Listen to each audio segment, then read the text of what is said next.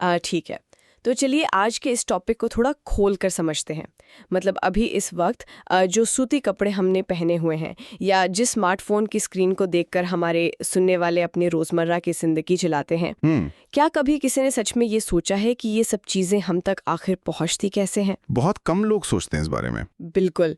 तो आज की हमारी इस गहन चर्चा में हमारे पास दुनिया की 50 प्रमुख वस्तुओं और उत्पादों के व्यापार की एक पूरी लिस्ट है, एक पूरा डेटा सेट है। और ये डेटा बहुत कुछ कहता है। हाँ, और ईमानदारी से कहूँ तो जब मैंने इस डेटा को पहली बार खंगाला तो दुनिया का नक्शा बिल्कुल ही बदला हुआ सा लगा मुझे। बिल्कुल। आज का हमारा जो मिशन है वो सिर्फ इन 50 चीज़ों के नाम गिनाना नहीं है। हमें असल में ये समझना है कि ये पूरी दुनिया आपस में किन धागों से बंधी हुई है, कौन सा देश क्या बना रहा है, दुनिया भर की मार्केट पर किसका कब्जा है, और सबसे ज़रूरी बात, ऐसा क्यों है। यहाँ सबसे हैरान करने वाली बात यह है कि जब हम इस लिस्ट को देखते हैं ना, तो ये सिर्फ सामान के इधर से उधर जाने की कहानी नहीं लगती। तो फिर क्या है ये? ये असल में इंसानी ज़रूरतों, भूगोल की मजबूरियों और देशों की एक दूसरे पर जो निर्भरता है, उसका पूरा एक वेब है, एक जाल है। मतलब इस लिस्ट से एक बात शीशे की तरह साफ हो जाती है कि दुनिया का कोई भी देश, चाहे वो खुद को कितना भी बड़ा या ताकतवर क्यों ना समझे, पूरी तरह से आत्मनिर्भर नहीं है। सही बात है। किसी के पास जमीन है, किसी के पास तकनीक है, तो किसी के पास सस्ती लेबर है। और यही चीजें तय करती हैं कि ग्लोबल मार्केट में आखिर कौन बेचने वाला बनेगा और कौन खरीदार। बिल्कुल। और इस पूरी लिस्ट में ना एक नाम ऐसा है जो बार बार मतलब हर दूसरी लाइन में आ रहा है। चीन। हाँ बिल्कुल, चीन। कच्चा तेल हो, लोहा हो या कोई और धातु हो, ऐसा लगता है जैसे पूरी दुनिया का कच्चा माल चुंबक की तरह बस एक ही दिशा में खींचा चला जा रहा है। ऐसा क्यों है? अगर हम इसे थोड़े बड़े नजरिए से देखें तो चीन इस समय पूरी दुनिया का मैन्युफैक्चरिंग हब है, एक विशाल कारखाना है। और किसी भी कारखाने को बिना रुके चलने के लिए क्या चाहिए होता है? ऊर्जा और कच्चा माल। बिल्कुल। भट्टी जलाने के लिए ऊर्जा और चीजें बनाने के लिए कच्चा माल। बस यही वजह है कि दुनिया भर के संसाधन उस तरफ जा रहे हैं। उदाहरण के लिए कच्चे तेल को ही ले लीजिए। हाँ, क्रूड ऑयल। सऊदी अरब के पास जमीन के नीचे तेल का विशाल समंदर है, तो वो सबसे ज्यादा सप्लाई कर रहा है। और चीन के पास हजारों लाखों कारखाने हैं, तो उसे सबसे ज्यादा तेल चाहिए। दोनों की अपनी अपनी जरूरतें हैं। बिल्कुल, जो एक दूसरे से पूरी हो रही हैं। एक मिनट, मुझे यहाँ एक बात समझ नहीं आ रही। तेल तो समझ आता है, लेकिन कोयले के मामले में ऑस्ट्रेलिया सबसे बड़ा सप्लायर है। हाँ है। और वो भी अपना कोयला सीधा चीन को भेज रहा है। मतलब ऑस्ट्रेलिया तो खुद एक विकसित देश है ना, तो वो अपना कोयला खुद इस्तेमाल क्यों नहीं करता? बहुत ही वाजिब सवाल है। देखिए, ऑस्ट्रेलिया के पास कोयले की खदानें इतनी विशाल हैं कि उनकी अपनी जरूरत के बाद भी बहुत बड़ा हिस्सा बच जाता है। अच्छा। वहीं दूसरी तरफ चीन की एनर्जी की जो भूख है वो इतनी ज्यादा है कि वो सिर्फ तेल से पूरी नहीं हो सकती। उन्हें अपने पावर प्लांट्स और स्टील फैक्ट्रियों को 24 घंटे चालू रखना है। समझ गई। इसलिए ऑस्ट्रेलिया के लिए चीन एक ऐसा पक्का ग्राहक है जो उनके सारे अतिरिक्त कोयले को तुरंत नकद देकर खरीद सकता है। प्राकृतिक गैस मतलब नेचुरल गैस का डेटा भी कुछ ऐसा ही है। कतर इसका सबसे बड़ा उत्पादक है, लेकिन सारा माल जापान जा रहा है। जापान तो टेक्नोलॉजी में इतना आगे है, फिर वो ऊर्जा के लिए कतर पे इतना निर्भर क्यों है? यहाँ भूगोल अपना खेल दिखाता है। जापान असल में द्वीपों का एक समूह है। हाँ, आइलैंड्स है। उनके पास अपने खुद के प्राकृतिक संसाधन या खनिज पदार्थ ना के बराबर हैं।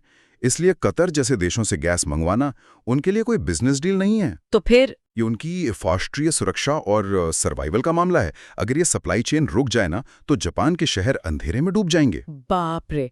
और यहाँ बात सच में बहुत दिलचस्प हो जाती है जब हम धातुओं और कंस्ट्रक्शन की बात करते हैं। बिल्कुल। ऑस्ट्रेलिया एक बार फिर से इस लिस्ट में सबसे ऊपर है, जो कच्चा लोहा यानी आयरन ओर निकालकर सीधे चीन भेज रहा है। लेकिन मज़ेदार बात यह है कि चीन इस कच्चे लोहे से स्टील बनाता है, और फिर उस तैयार स्टील का सबसे बड़ा खरीदार अमेरिका है।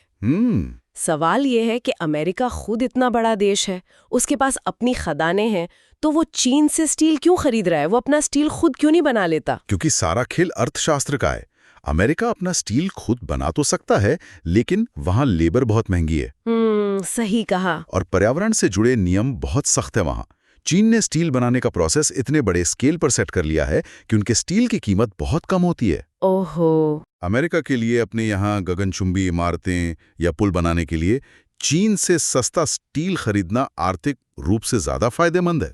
मतलब एक देश जमीन से लोहा निकाल रहा है, हाँ। दूसरा उसे भट्टी में गला रहा है, और तीसरा उससे अपने शहरों का बुनियादी ढांचा खड़ा कर रहा है। बिल्कुल एक परफेक्ट असेंबली लाइन की तरह। तांबे की कहानी भी कुछ ऐसी है ना, कॉपर। हाँ, चिली की खदानों से निकलकर वो चीन जाता है। और अगर हम एल्यूमिनियम को देखें तो धातु उद्योग का दिग्गज खिलाड़ी रूस है, जो भारी मात्रा में अमेरिका को एल्यूमिनियम भेजता है। जी, और ये सब साबित करता है कि दुनिया भर में कंस्ट्रक्शन और इंफ्रास्ट्रक्चर की जो भूख है वो कैसे अलग अलग महाद्वीपों को एक ही धागे में पिरोती है। तो कारखानों और इमारतों का पेट तो भर गया। हाँ। चलिए अब बात करते हैं इंसानों के पेट की। ये मेरा पसंदीदा हिस्सा है। दुनिया की थाली में क्या परोसा जा रहा है, इसके आंकड़े तो और भी ज्यादा चौंकाने वाले हैं। खाने पीने के व्यापार की सबसे अच्छी बात यह है कि ये सिर्फ पैसों का लेन देन नहीं है, इसमें देशों का कल्चर और उनकी मजबूरियां भी छिपी होती हैं। वो कैसे? गेहूं को ही ले लीजिए।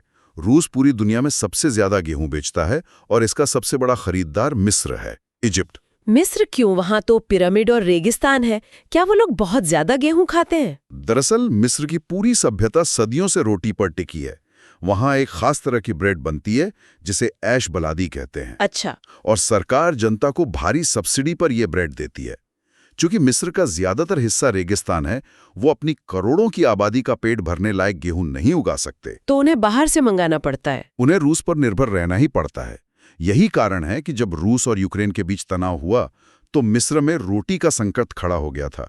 ये सिर्फ व्यापार नहीं है, ये किसी देश की जीवन रेखा है। तो वाकई आंखें खोलने वाला नजरिया है।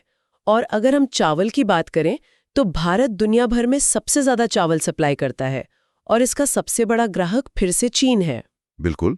इसी तरह मक्के के मामले में अमेरिका सबसे आगे है, जो अपनी हाईटेक खेती से भारी पैदावार करता है, और ये सारा कॉर्न भी चीन की तरफ ही जा रहा है। और सोयाबीन का व्यापार देखना भी बहुत जरूरी है यहाँ पर। हाँ, ब्राजील से सोयाबीन जहाजों में भरकर चीन पहुंचता है। लेकिन यहाँ एक ट्विस्ट है।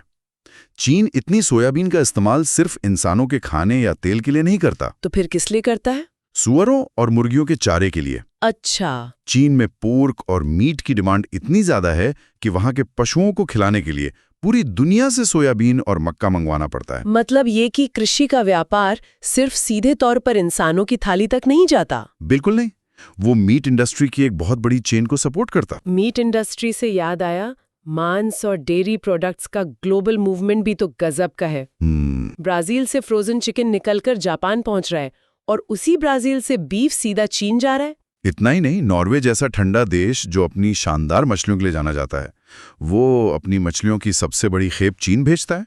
और दूध और डेयरी का क्या? न्यूजीलैंड इस मार्केट का राजा है और उसका सबसे बड़ा खरीदार भी चीनी है। लेकिन खाने के मामले में क्या सब कुछ इतनी दूर से आता है? मैंने लिस्ट में देखा कि सब्जियों का व्यापार थोड़ा अलग है। हाँ, भारी और जल्दी खराब होने वाली चीजों का व्यापार आमतौर पर पड़ोसियों के बीच होता है।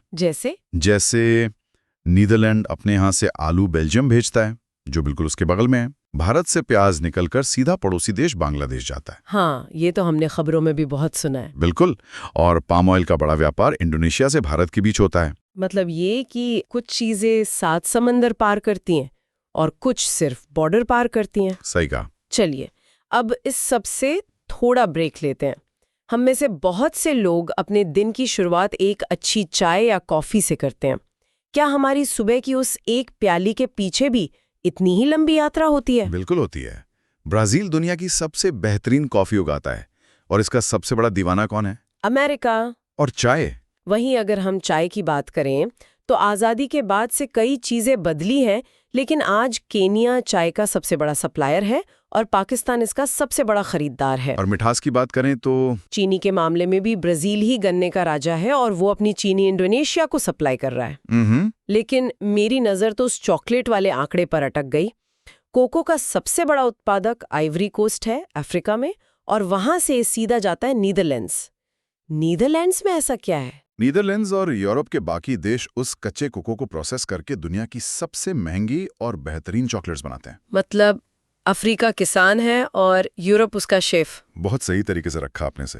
और फलों का व्यापार तो पूरी तरह से मौसम का ही गुलाम है। हाँ, केले इक्वाडोर से अमेरिका जाते हैं। स्पेन की धूप में पके संतरे जर्मनी जैसे ठंडे देश में पहुंचते हैं। और चीन से सेब रूस जाते हैं क्योंकि रूस की बर्फीली जमीन पर फलों के बवान लगाना बहुत मुश्किल है। बिल्कुल। अब जरा लग्जरी यानी विलासिता की चीजों पर आते हैं।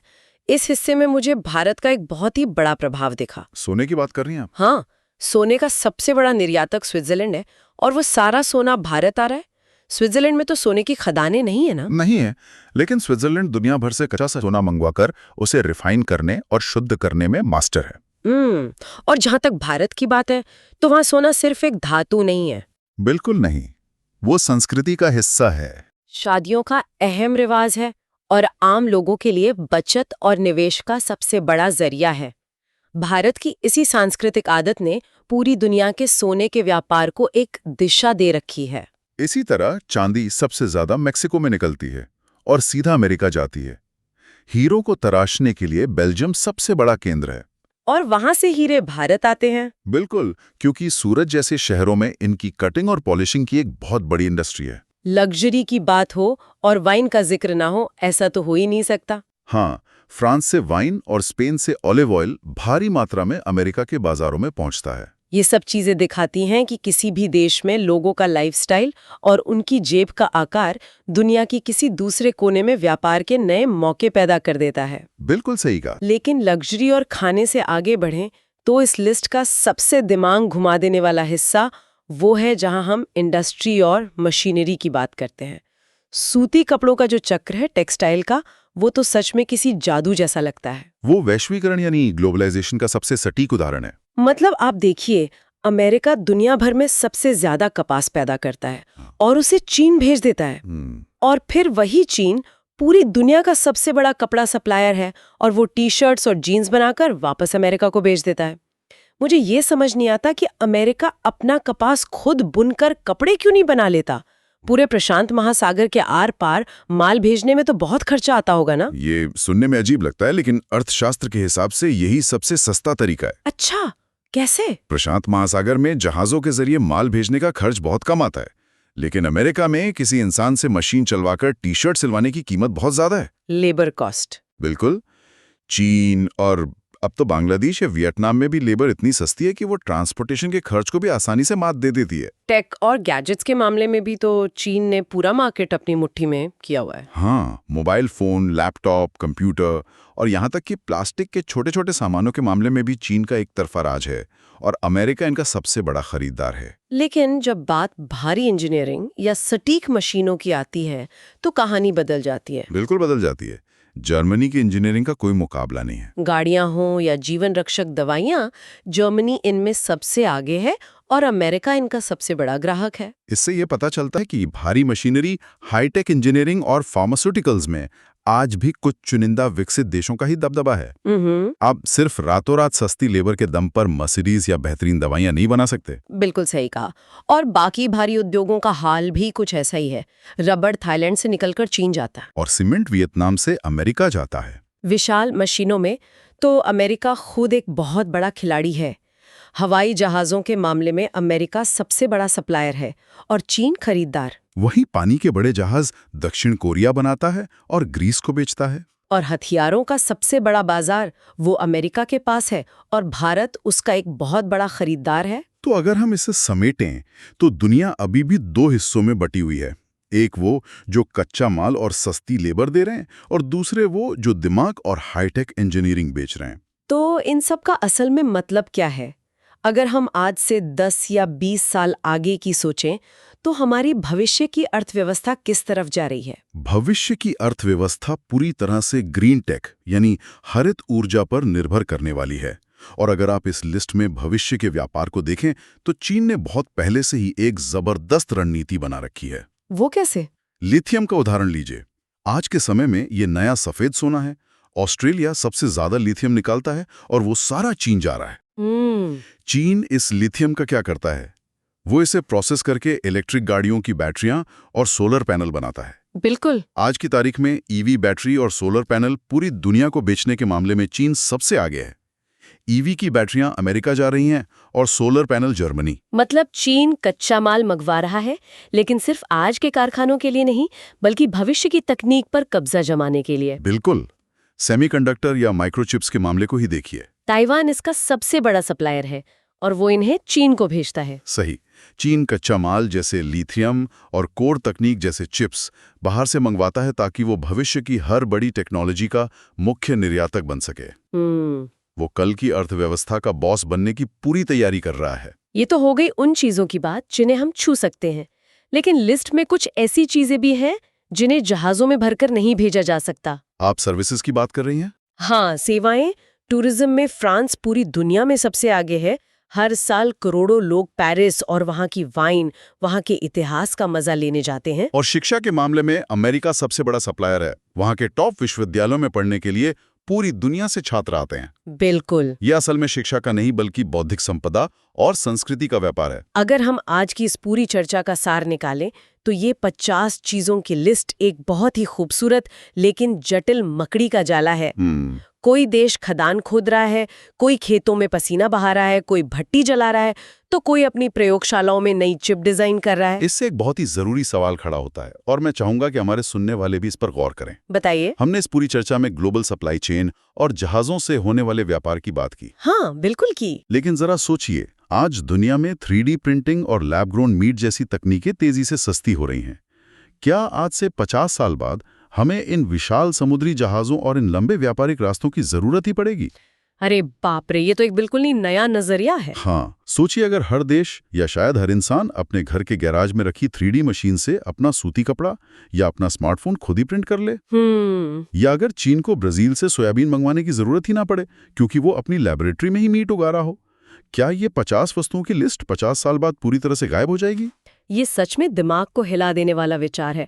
क्या हम एक ऐसे भविष्य की ओर बढ़ रहे हैं जहां व्यापार शब्द का मतलब ही पूरी तरह बदल जाएगा? यही सोचने वाली बात है। इस सवाल के साथ हम अपने सुनने वालों को यहीं छोड़ते हैं ताकि वे खुद इसके जवाब तलाश सकें।